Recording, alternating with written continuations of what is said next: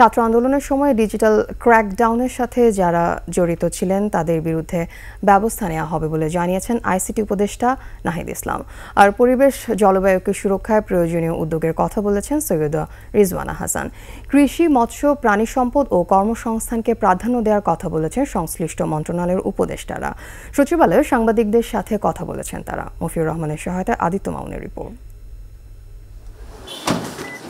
আন্দোলনের সময় ডিজিটাল ক্র্যাকডাউনের সাথে যারা জড়িত ছিল তাদের বিরুদ্ধে ব্যবস্থা নেওয়ার হুঁশিয়ারি দিয়েছেন অন্তর্বর্তী সরকারের ডাক, টেলিযোগাযোগ ও আইসিটি উপদেষ্টা। গত আন্দোলনে যে ডিজিটাল ক্র্যাকডাউন আমরা বলেছি ইন্টারনেট বন্ধ করে, তার তদন্তের জন্য আজকে আমি ব্যবস্থা নেব যে কেন এই ঘটনাটি ঘটেছিল এবং কারা সেটার সাথে জড়িত ছিল। ভবিষ্যতে যেন ইন্টারনেট বন্ধ বা গতি কমানো না হয় সেদিকে নজর রাখা হবে বলেও জানান তিনি।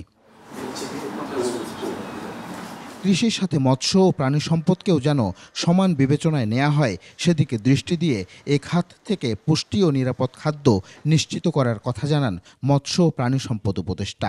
নিরাপত্তা বলতে আমি বুঝি যে সেফটির কথাটা, যেটা যে মুরগিটা খাবো সেটা যেন নিরাপদ হয়, মাছটা খাবো সেটা যেন নিরাপদ হয়, সেই জন্য সে কারণে এটা এবং জীবন জীবিকার সাথে সম্পর্ক।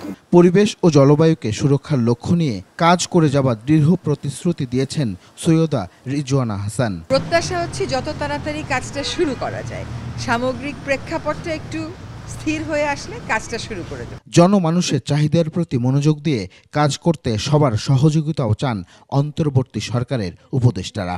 আমরা সবাই মিলে একসাথে যদি কাজ করতে পারি।